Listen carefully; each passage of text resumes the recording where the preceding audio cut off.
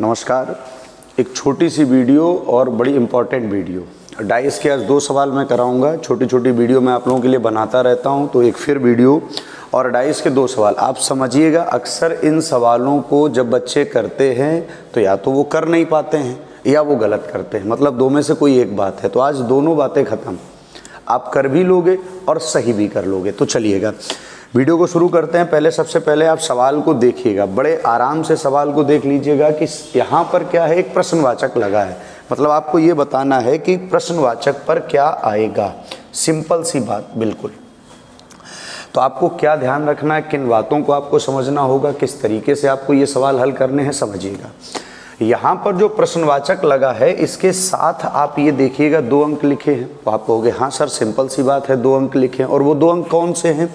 तो 2 हैं और कौन है 5। अच्छा एक बात बताइएगा, क्या 2 और 5 कहीं और लिखे हैं? तो आप कहोगे हाँ सर लिखे हैं। करना क्या है, आपको इन 2 अंकों में बस या तो 5 से 2 पर पहुंचिएगा या 2 से 5 पर पहुंचिएगा। तो आपने कहा सर मैं 5 से 2 पर पहुंचता हूं, तो 5 पर आपने पॉइंट बनाया और किस पर पहुंचे? 2 पर। बस ध्यान क्या रखना है कि जो तरीका आपने इधर अपनाया है, मतलब 5 से 2 का, वही तरीका आपको इधर भी अपनाना है 5 से 2 का। तो देखिएगा जब हम यहाँ से 5 से 2 पर चलेंगे तो दोनों का क्रम पकड़िएगा। इस तरीके से चल रहा है क्लॉकवाइज, इस तरीके से चल रहा है क्लॉकवाइज, मतलब ये भी क्लॉकवाइज है और ये भी क्लॉकवाइज है। अगर दोनों के क्रम सेम हो, अगर दोनों के क्रम क्या हो बेटा? सेम हो, तो जो बचेगा, क्या बचा यहाँ पर? 6, वही यहाँ लिखेगा। बताइए आसान हो गया कि नहीं? बिल्कुल सिंपल तरीका है, जो बचेगा वही लिखेगा। अब कोई बच्चा कहेगा कि सर अगर मैं 5 से 2 की जगह 2 से 5 पर जाता, कोई बात नहीं बेटा। देखिएगा अगर आप 2 से 5 पर जाते तो 2 को कवर करते और किस पर जाते बेटा? 5 पर। तो सेम आपको यहाँ भी यही काम करना है, 2 को कवर करिएगा और 5 पर जाइएगा। तो देखिएगा 2 से 5 कैसा है? एंटी क्लॉक, और 2 से 5 कैसा है? Anti clock. अगर क्रम दोनों के सेम है तो जो बचेगा वही लिखेगा। देखिएगा नंबर 2 देखिएगा यहाँ पर। अब पिछले वाले सवाल और इस सवाल में अंतर समझने की कोशिश करिएगा।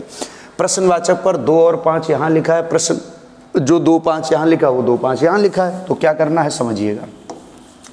आपने कहा सर अगर मैं यहाँ पर 2 से 5 पर पहुँचता हूँ, 2 से क्या पहुँचता हूँ बच्चा? 5 पर। तो ये कैसा है? क्लॉकवाइज। और यहाँ 2 से 5 पर पहुँचता हूँ तो ये कैसा है? Anti clockwise. अब बहुत से धुरंधर आदमी होते हैं तो वो क्या कहेंगे, सर 2 से 5 पर ऐसे तो चले जा सकते हैं। नहीं, बीच में अगर कोई अंक मिल रहा है तो वो क्रम गलत है आपका।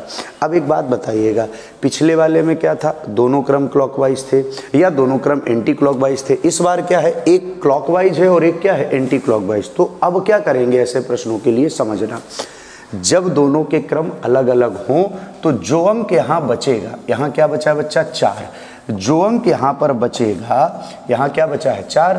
4 का आपको लिखना होगा बच्चा अपोजिट। क्या लिखना है? 4 का अपोजिट। अब बहुत बच्चे कहेंगे सर 4 का अपोजिट कहाँ से लाया जाएगा? तो उसका भी तरीका है भाई, हर चीज़ का इलाज है, बस सही वैद्य मिलना चाहिए। इधर देखिएगा इन दोनों में कुछ कॉमन है। क्या कॉमन है? 4। 4 लिखा, उसके बाद 1 लिखो, उसके बाद 3 लिखो, 4 1 3। फिर बच्चा क्या है? 4 लिखा, 5 लिखा, 2 लिखा। जो जिसके नीचे आ रहा वो उसका क्या है? अपोजिट। 3 का अपोजिट 2, 1 का अपोजिट 5 और 4 का अपोजिट क्या आ जाएगा बच्चा? 6। 4 का अपोजिट क्या आ जाएगा? 6। और हमसे 4 का अपोजिट ही पूछा गया है, तो 4 का अपोजिट क्या लिख देंगे यहाँ पर? 6। वैसे उम्मीद कर सकता हूँ कि आपको ये दोनों टाइप समझ में आए होंगे, लेकिन एक टाइप अभी और है, लेकिन वो इस वीडियो में नहीं बताऊँगा। उसके लिए आपको इंतज़ार करना पड़ेगा अगली वीडियो का। अगर कोई बच्चा ऑफलाइन बैच ज्वाइन करना चाहता है रीजनिंग का, इंडिविजुअल रीजनिंग का, तो आपको समर्पित एकेडमी कल्याणपुर कानपुर में आना पड़ेगा भाई ऑफलाइन के लिए। और ऑफलाइन का एक अपना अलग मज़ा है, ठीक है।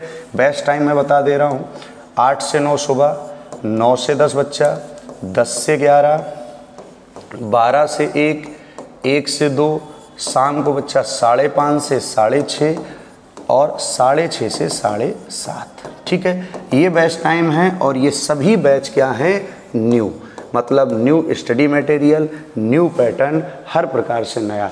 एक बार अगर आपने बैच को अभी तक नहीं ज्वाइन किया है तो कोशिश करिएगा, समय निकाल करके आप 1-2 क्लास ज्वाइन करके देखिएगा। और मेरा विश्वास है अगर आपने 1-2 क्लास ज्वाइन कर ली है तो आप उस बैच को ज्वाइन ही करेंगे। ठीक है, आज के लिए इतना ही, धन्यवाद।